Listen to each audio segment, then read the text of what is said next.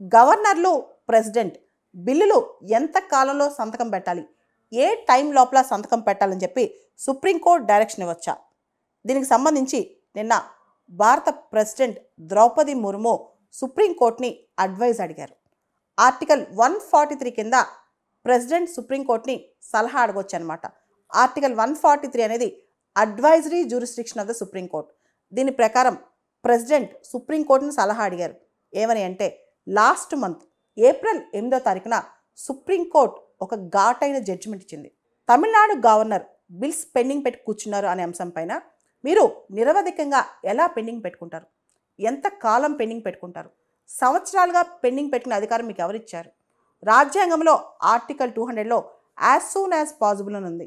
అంటే వీలైనంత త్వరగా అని అర్థం. టైం లైన్ లేనంత మాత్రాన మీరు దాన్ని పెండింగ్ పెట్టి కూర్చోకూడదు, మీరు 3 నెలల లోపల క్లియర్ చేయాలి అని చెప్పి సుప్రీంకోర్టు లాస్ట్ మంత్ గవర్నర్కి హితవు పలికింది.